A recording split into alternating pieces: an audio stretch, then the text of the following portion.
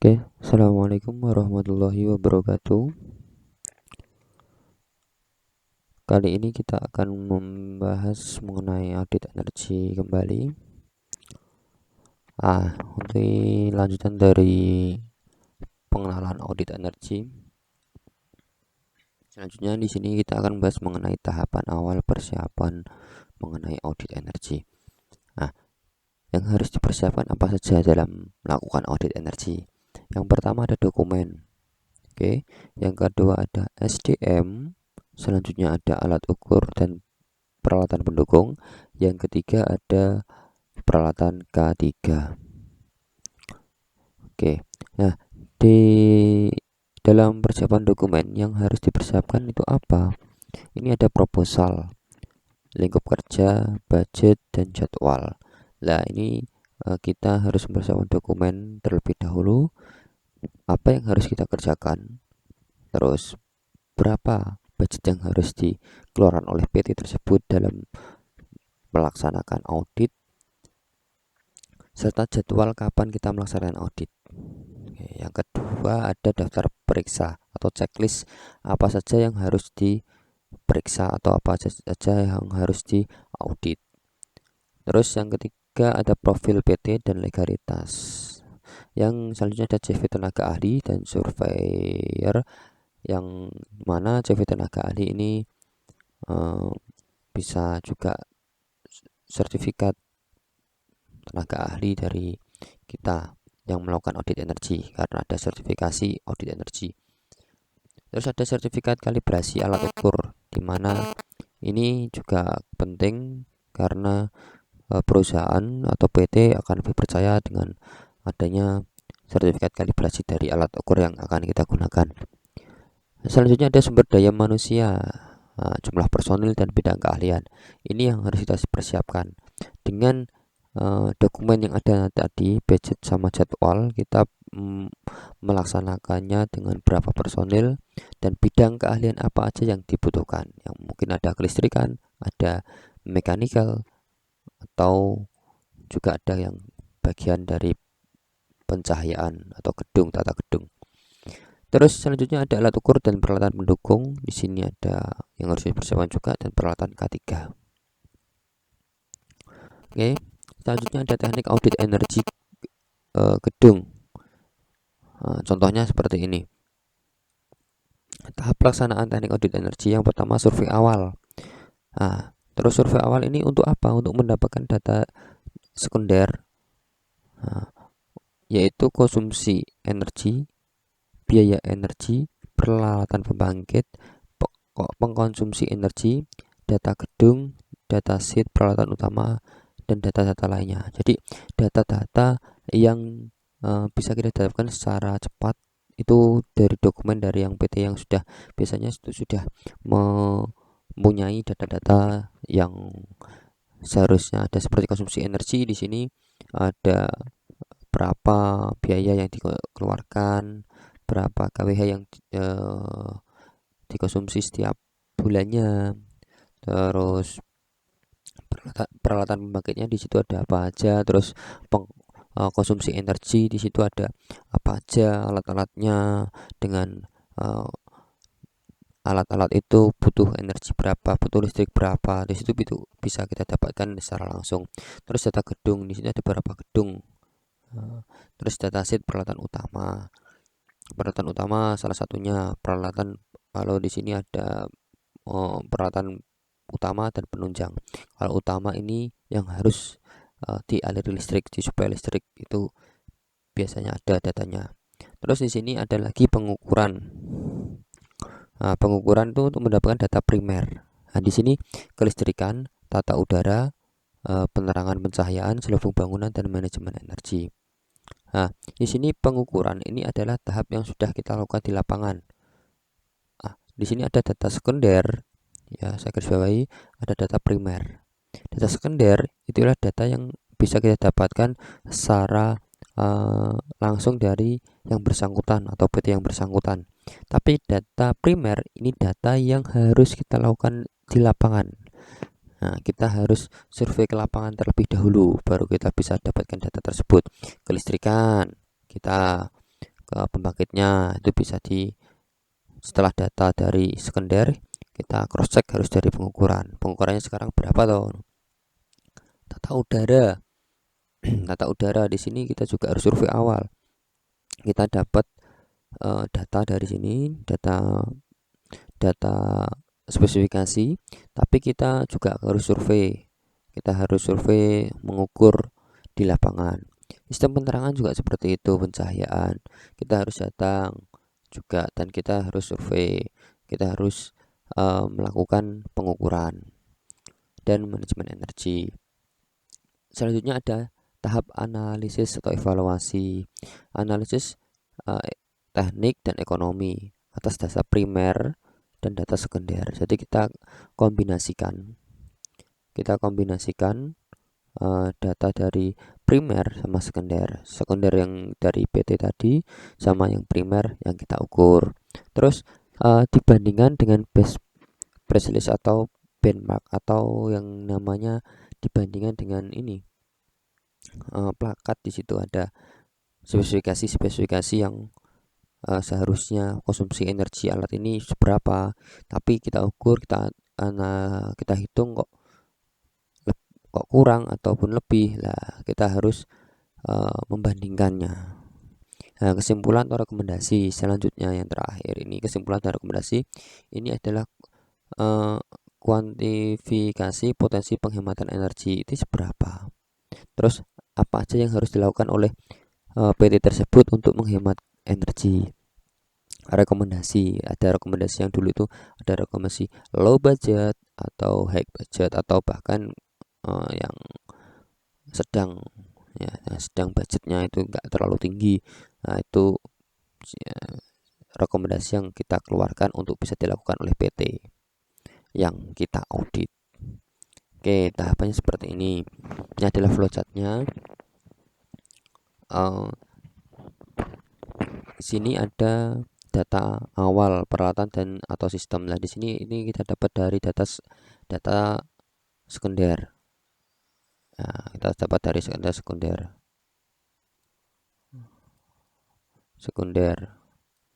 Oke, terus pembentukan tim audit energi dan pembagian tugas. Nah, ini sudah ke personil kita.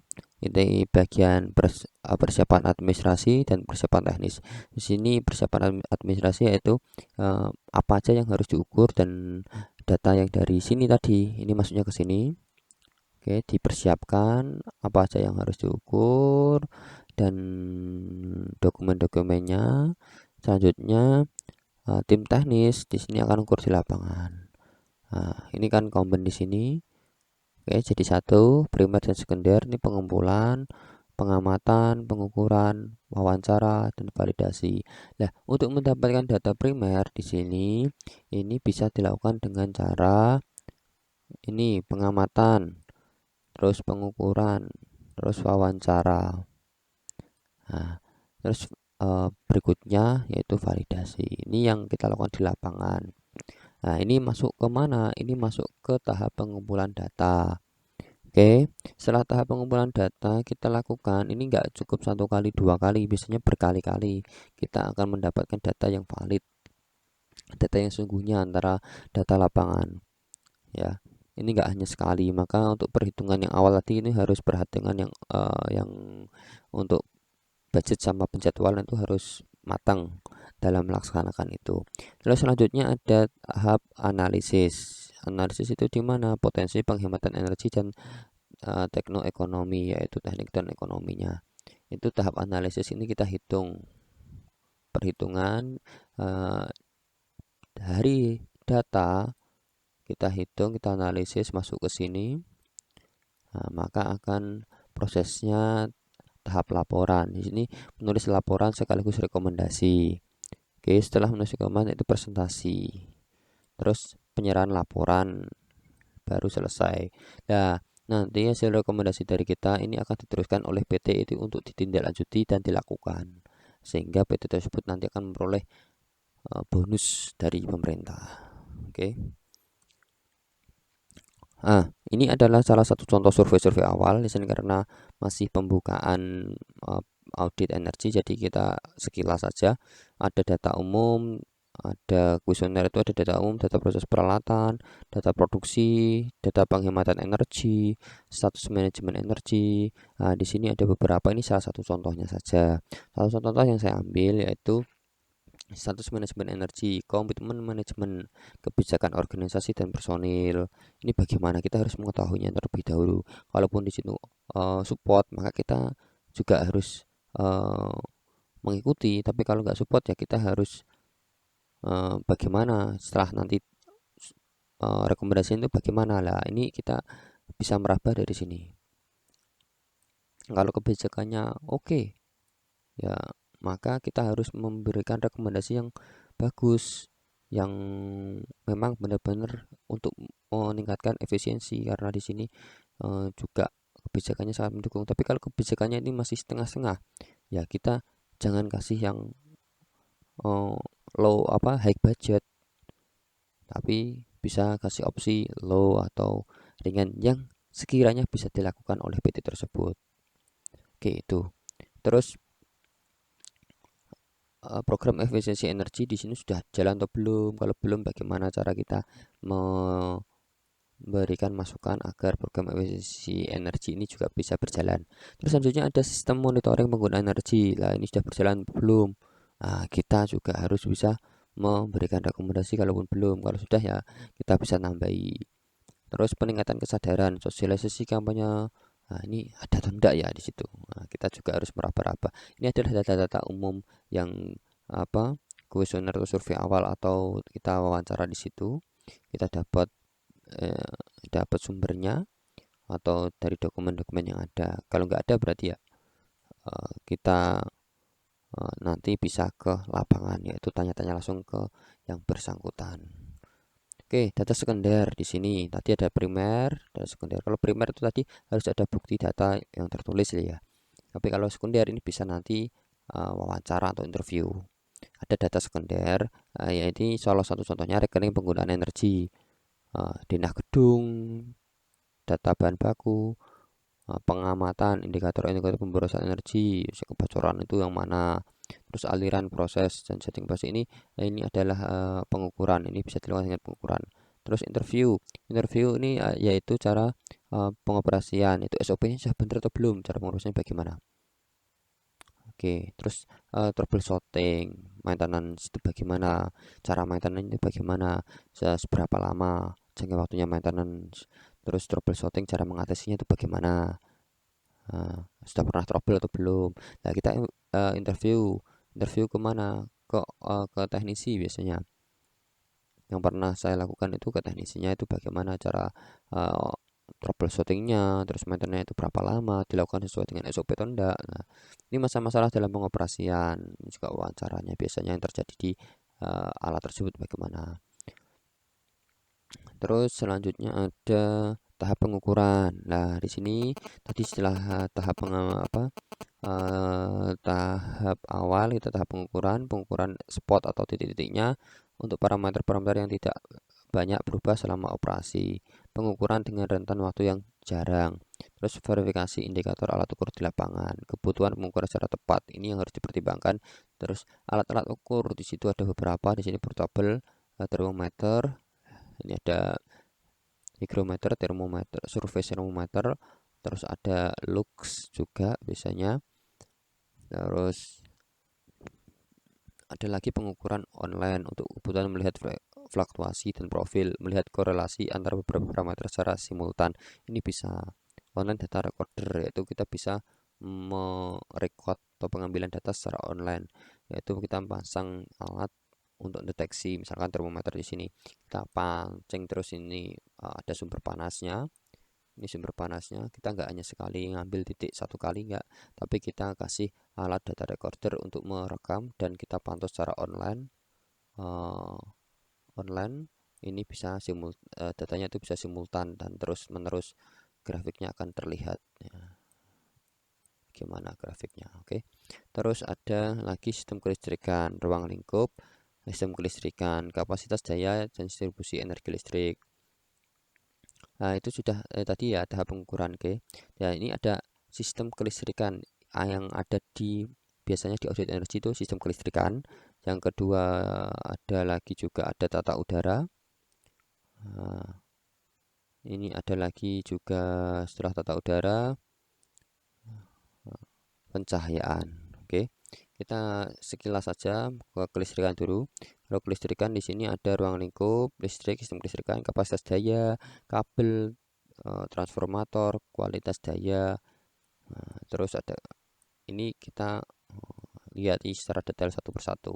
Makanya ketika kita di lapangan itu nggak hanya 1 hari 2 hari, bahkan bisa seminggu di lapangan itu juga untuk mengamati secara detail penggunaan sistem kelistrikannya ini sudah benar atau belum, atau penggunaan bahan bakunya sudah benar atau belum. Oke, selanjutnya ada sistem tata udara. Ini sekilas saja juga sistem tata udara ini juga biasanya AC yang paling berat. Nah, AC split, ada AC sentral juga lah. Kita di situ itu menggunakan AC seperti apa. Nah, terus selanjutnya ada cara penghitungan di sini. Perhitungannya itu juga diperhitungkan. Terus selanjutnya sistem tata udara di sini salah satu contohnya isolasi pipa, terus cooling towernya bagaimana, terus menara cooling towernya masih bisa berfungsi atau enggak, atau lancar atau enggak. Nah, kita juga bisa menghitungnya juga di sini. Sistem pencahayaan, oke, di sini juga pencahayaan sudah tepat atau belum, sesuai enggak pencahayaannya, lampu yang terpasang dengan kita ukur itu sesuai enggak penggunaannya, dayanya. Nah, seperti itu adalah salah satu dari lingkup yang diukur di audit energi. Nah, ini jenis pencahayaan yang digunakan. Nah,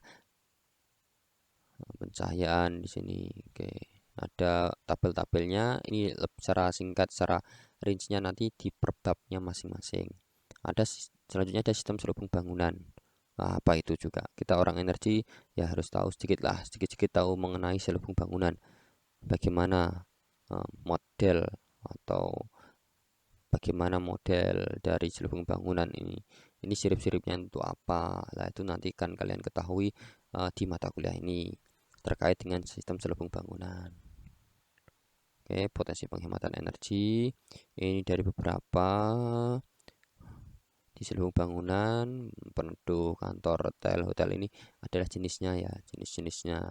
Ini standarnya. Oke. Nah, sekarang masuk di peralatan audit energi. Peralatan audit energi di sini. Oke, sebelum masuk itu ada sistem kelistrikan, sistem pencahayaan, sistem tata udara, terus selubung bangunan. Itu adalah salah satu dari apa yang harus kita ukur pada saat audit energi. Jadi nanti itu menyesuaikan dari PT yang bersangkutan. Ketika PT-nya itu hanya membutuhkan kelistrikan saja, yang diaudit kita akan benahi di kelistrikan dulu satu persatu. Mungkin tahun ini kelistrikan, tahun berikutnya itu baru tata udara, oke, tahun berikutnya baru pencahayaan, oke, nggak masalah. Nah, yang penting kita akan nanti bisa menemukan poin-poin yang bisa untuk menghemat energi seperti itu.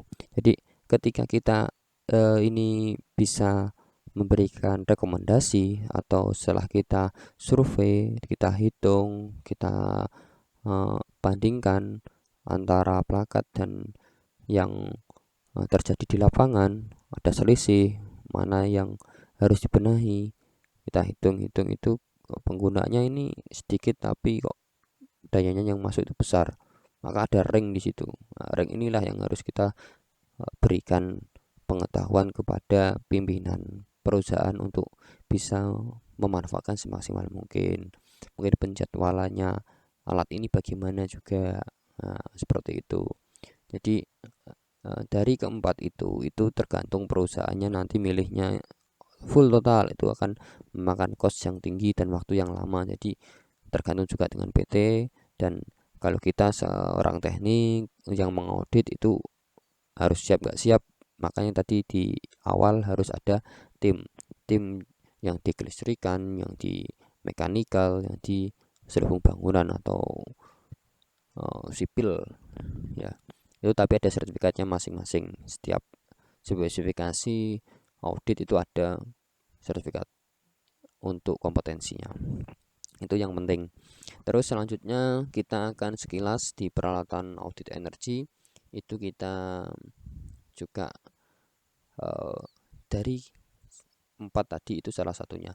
Ini ada peralatan audit energi, alat-alat ukur untuk sistem kelistrikan, nah itu di kelistrikan. Di sini power analyzer. Nah, ini di lab kita ada semua di sini. Ada power meter, multitester, sarung tangan listrik, lampu senter. Nah, ini yang harus kalian kuasai sebelum terjun di lapangan, minimal bisa mengoperasikan. Itu untuk nanti membantu yang audit. Ada yang analisis sendiri, nanti ada yang pengambilan data. Biasanya seperti itu. Nah, ini alat ukur sistem tata udara. Yang pertama ada alat ukur temperatur, kelembapan. Nah, di sini kalau ini kan manual. Kalau kita yang sistem online, maka kita harus membutuhkan recorder untuk merekam data yang dihasilkan oleh alat ukur ini biar secara kontinu terekam di sistem online recordernya. Jadi nggak hanya sekali tembak, maka bisa ditahan selama 1 hari. Mungkin alatnya ditaruh di situ selama 1 hari. Bagaimana fluktuasi dari pergerakan dan angka yang terukur itu bisa terlihat seperti ini. Nanti kita rata-rata 1 hari ini menghasilkan sekian gitu. Oke. Tapi kalau hanya 1 kali tembak, sistem tata udara kita tembak serat. Oke, kita tembak aja di sini. Nilainya berapa? Sekali, 2 kali, ya sudah. Tapi yang lebih bagusnya itu pakai recorder online. Jadi kita bisa memantau, kita pasang, kita pantau, akan lebih simultan dan lebih bagus hasilnya. Kayaknya sekali 2 kali tembakan. Oke, sistem pencahayaan di sini ada lux dan meteran. Lux meter sama meteran. Di sini kenapa meteran? Yaitu mungkin kita bisa mengukur ruangan. Kalau mereka ditanya nggak tahu ukurannya, kita harus bawa meteran. Ukuran ruangan dengan volume ruangan sekian, ya luas luas luas ruangan sekian, itu pencahayaannya bagus itu bagaimana, ini untuk apa ruangannya. Nah, itu ada standarnya masing-masing, ada tabelnya juga. Oke, ini ada peralatan pendukung K3.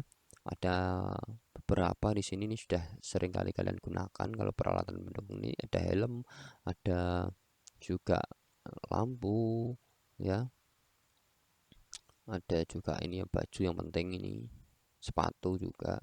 Kalau sudah dimasuk di PT itu harus semua lengkap ini. Ya, ini yang harus digunakan karena untuk keselamatan kita sendiri. Ini ada peralatan untuk mengukur daya, motor daya fase tunggal dan fase 3, mengecek fluktuasi suplai daya. Lah ini kan hanya terukur sekilas. Nah, ini bisa juga kalaupun kita ada teknologinya lagi, ini bisa terrekord, dipantauannya itu langsung terus menerus. Nah, ini adalah salah satu alat ukur. Nah, banyak sekali alat ukurnya ini nanti bisa dibahas secara detail di masing-masing dari, kalau alat ukurnya ini termometer berarti ini di suhu itu biasanya di mana, di sistem udara, yaitu tentang AC. Nah, seperti itu. Oke.